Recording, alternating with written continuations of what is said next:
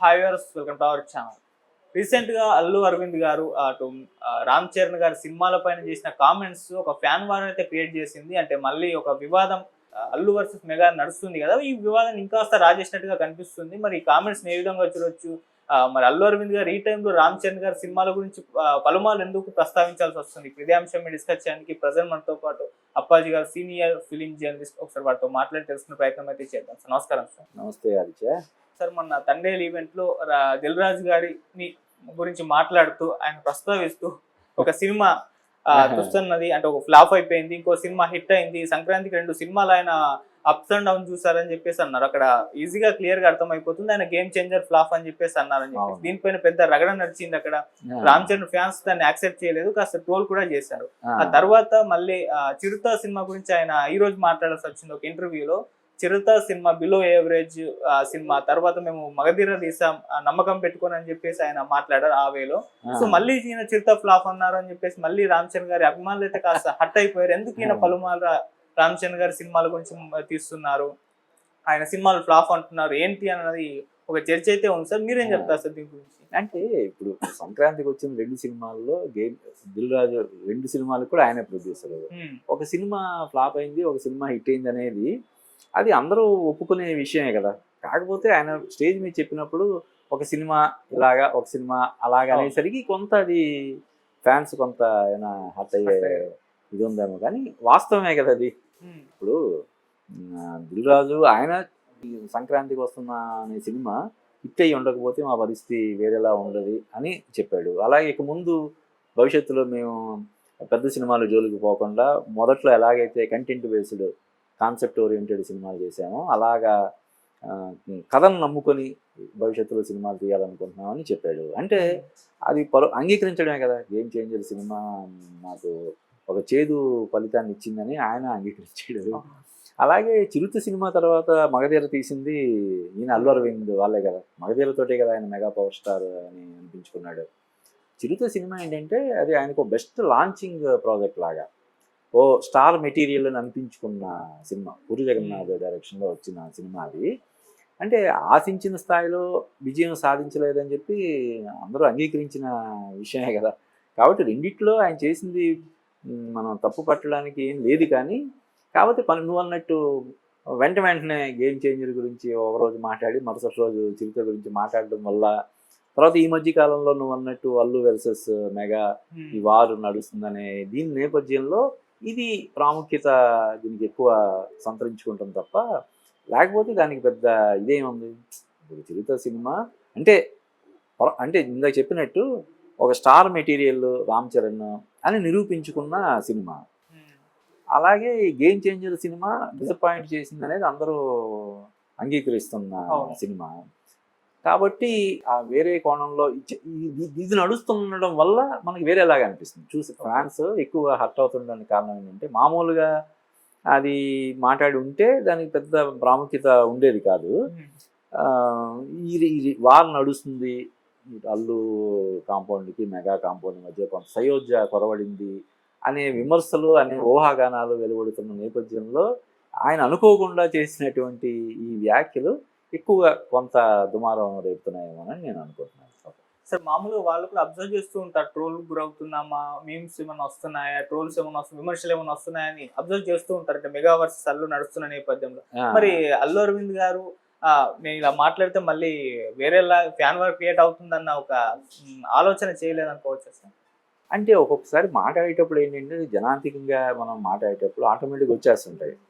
వచ్చిన తర్వాత అరే అనకుండా ఉండాల్సిందని చెప్పి వాళ్ళు ఆ నాలుగు కరుచుకుంటారు తప్ప మాట్లాడేటప్పుడు ఏంటంటే ఒక్కొక్కసారి ఫ్లోలో పొరపాటున ఏదైనా వచ్చేయచ్చు కదా. అంటే అందులోనే అవాస్తవమే కాదు కదా ఆయన. అంటే అదే వెంటనే మాట్లాడడం వల్ల వచ్చిన ఇది గేమ్ చేంజర్ గురించి ఒకరోజు మాట్లాడి మరుసటి రోజు చిరుత గురించి మాట్లాడడం వల్ల ఏంటి పనిగట్టుకుని ఆయన రామ్ చరణ్ సినిమాల్ని తక్కువ చేసి కావాలని అలా మాట్లాడుతున్నాడా ఏంటి అనే ఒక విమర్శలు అవుతున్నాయి. నాకు తెలిసి దాని గురించి ఆయన క్లారిఫికేషన్ ఏమైనా ఇచ్చే అవకాశం ఉందేమో నేను అనుకుంటున్నాను. అంటే పనిగట్టుకొని ఆయన వాళ్ళ మేనల్ని కించపరిచేలాగా మాట్లాడతాడని మనం ఎలా అనుకుంటాం? అంటే మాట్లాడేటప్పుడు సినిమాల గురించి మాట్లాడేటప్పుడు చిరుత డిసప్పాయింట్ చేసింది కొంత, ఆశించిన స్థాయిలో అవ్వలేదు. మగధీర చేసామని ఆ కాంటెక్స్ట్లో అది మాట్లాడాడు.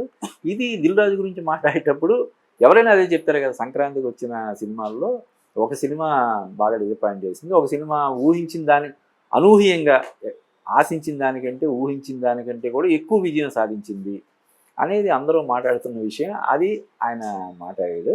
అది దురదృష్టవశాత్తు ఇలాగా వివాదాస్పదం అవుతుంది అనమాట. అంటే సార్ ఆయన కామెంట్స్ ఏ స్థాయిలో ట్రోలింగ్ గురవుతుందంటే, ఇంతకేదో చూసాను టైటిల్స్, అరవింద్ గారి పైన విరుచుకుపడ్డ చిరంజీవి గారు ఆయన చేసిన కామెంట్స్ అన్నట్టుగా ఆ విధంగా టైటిల్స్ పెట్టేసి ప్రచారం జరుగుతున్నాయి. అంటే చిరంజీవి గారు కూడా ఫైర్ అయిపోయారు అని చెప్పేసి ఒక న్యూస్ ని స్ప్రెడ్ చేస్తున్నారు. అలా అంటే వీళ్ళ ఊహాగానాలు అవి. ఈ వ్యాఖ్యలు విని చిరంజీవి గారు నిప్పులు చెరిగి ఉంటాడు, ఫోన్ చేసి ఏంటయ్యా ఎందుకు ఇలా మాట్లాడావు అని చెప్పి సీరియస్ అయ్యి ఉంటాడు అని, ఇవన్నీ వీళ్ళు చేసే ఊహాగానాలు. ఇంకా మనం ఈ సమ్మనైజర్స్ గురించి మనకు తెలియదు ఏముంది, మనం కూడా అటువంటి చేస్తూనే ఉంటారు కదా జనరల్గా అందరూ. దాన్ని మరీ అంత సీరియస్గా తీసుకోవాల్సిన అవసరం లేదని నేను అనుకుంటున్నాను.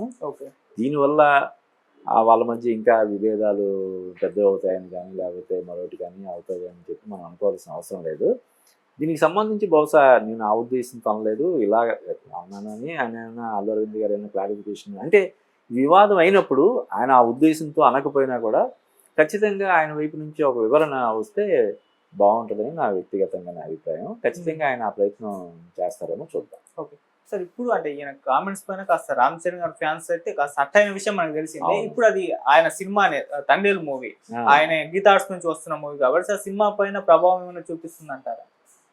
ఉంటుంది కదా నిజం. మరి ఈ రేంజ్ లో హట్ అయ్యారని నువ్వు చెప్తున్నావు, ఇంత ట్రోలింగ్ చేస్తున్నారని చెప్పినప్పుడు ఎలాగైతే పుష్ప సినిమాని బాయ్కాట్ చేయాలని చెప్పి ఒక చిన్న సైజు ఉద్యమం లాగా నడిచిందో అది ఖచ్చితంగా ఎంతో కొంత ప్రభావం అనేది ఉంటుంది. ఇది కూడా సేమ్ గీతా ఆర్ట్స్ నుంచి వస్తున్న సినిమా కాబట్టి ఉంటుంది.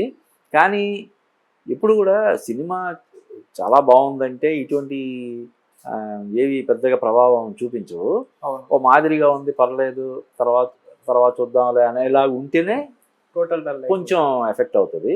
బట్ నాకు తెలిసి ఈ సినిమా కోసం వాళ్ళు విపరీతంగా ప్రచారం అది చేశారు, చాలా కష్టపడి చేశారు. నాగ చైతన్య కెరీర్లోనే ఇది ఒక మైల్ స్టోన్ మూవీ లాగా ఉంటుందని చెప్పి చెప్పుకుంటూ వస్తున్నారు కాబట్టి మరీ అంత ఎక్కువ ప్రభావం అంటే కొంత డెఫినెట్గా ఉంటుంది. ఇది ఎందుకంటే మరి ట్రోల్ అవుతుంది కాబట్టి మెగాస్టార్ని మెగా పవర్ స్టార్ లేదంటే ఇప్పుడు గ్లోబల్ స్టార్ని అభిమానించే వాళ్ళు డెఫినెట్గా దూరంగా ఉండే ప్రయత్నం చేస్తారు కదా, దాని ఇంపాక్ట్ కొంచెం ఉంటుంది. కానీ సినిమా నిజంగా ఎక్స్ట్రాడినరీగా ఉంటే అది నాగ చైతన్య సినిమా కాబట్టి, అల్లు అరవింద్ ప్రొడ్యూసర్ అయినప్పటికీ కూడా హీరోగా యాక్ట్ చేసింది నాగ చైతన్య కాబట్టి అది మరీ అంత ఎక్కువగా ప్రభావం ఉంటుందని నేను అనుకోవట్లేదు. సార్ మామూలుగా ఇప్పుడు ఒక కల్చర్ వచ్చేసింది కదా సార్, ఒక హీరో సినిమా, ఒక స్టార్ హీరో సినిమా, ఇంకో స్టార్ హీరో ఫ్యాన్స్ బాయ్కట్ చేయడం లేకుంటే నెగిటివ్ ప్రచారం చేయడం అన్న ఒక కల్చర్ మనం చూస్తూ ఉన్నాం అంటే సోషల్ మీడియా ద్వారా. దీన్ని మీరు ఏ విధంగా చూస్తారు సార్? అది ఒక ఆరోగ్యకరమైనటువంటి విషయం కాదు. అంటే ఇండస్ట్రీలో మనం వచ్చే సినిమాలన్నీ కూడా బాగుండాలని కోరుకోవాలి, బాగుండడం కోసం మనం అంతగా ఏదైనా చెయ్యాలి తప్ప పనిగట్టుకొని అంటే ఈ ఫ్యాన్స్ వాళ్ళనేది కూడా కొద్ది ట్విట్టర్లోనో లేకపోతే ఇంకో దాని మీద చాలా వందల సంఖ్యలో చేసే ఇది కదా. కోట్లాది మంది చూసే సినిమాని ఒక కొన్ని వందల మందో లేదంటే కొన్ని వేల మందో ఉదాహరణకి నెగిటివ్గా చేసినంత మాత్రాన దాని ప్రభావం విపరీతంగా ఉంటుందని నేను అనుకోవట్లేదు. ఓకే సార్, అంటే పుష్ప ఒకటి ఎస్కేప్ అయిపోయింది, అది సినిమా బాగుండడంతో అన్ని కోట్లు కనెక్ట్ చేసి నెగిటివ్ ప్రచారం జరిగిన ఇండియాలో చాలా విపరీతంగా కనెక్ట్ అయిపోయారు జనాలు, అందరూ విపరీతంగా కనెక్ట్ అయిపోయారు. ఇప్పుడు ఈ కుంభమేళాలో కూడా ఎవరో పుష్పరాజు గెటప్లో వచ్చాడని చెప్పి మనం చూసాం, అది విపరీతంగా అది కనెక్ట్ అయిపోయారు.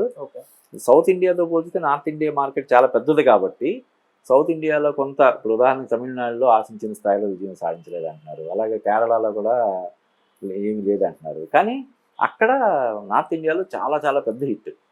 సో అంటే ఇప్పుడు ఒక సినిమాకి లక్కీగా ఒక ప్రాంతంలో ఆదరణ లభించకపోయినా కూడా ఇంకో చోట లభించే అవకాశం ఉంది. ఇప్పుడు 150 కోట్ల మంది జనాభాలో ఇప్పుడు మన ఆంధ్రాలో నచ్చకపోవచ్చు, లేదంటే తెలంగాణ నచ్చకపోవచ్చు, ఇంకో చోట నచ్చకపోవచ్చు, లేదా ఎక్కడో బీహార్లోనో లేకపోతే పంజాబ్లోనో ఎక్కడైనా పెద్ద హిట్ అయ్యే అవకాశం ఉండొచ్చు అన్నమాట. ఎక్కువ అంటే ఒక పాన్ ఇండియా సినిమాగా విడుదల చేయడంలో ఉండే ప్రయోజనాలు ఇవి. ఓకే. సో ఆ విధంగా తండేల్ సినిమా కూడా పాన్ ఇండియా లెవెల్లో చేస్తున్నారు కాబట్టి ఏదైతే చిన్న ఈ అల్లు అరవింద్ గారు చేసినటువంటి ఆ చిన్న వ్యాఖ్యల వల్ల వచ్చిన చిన్న నెగిటివిటీ అది పెద్ద స్థాయిలో ప్రభావితం చేసే అవకాశం ఉంటుందని చెప్పి నేను అనుకోవట్లేదు.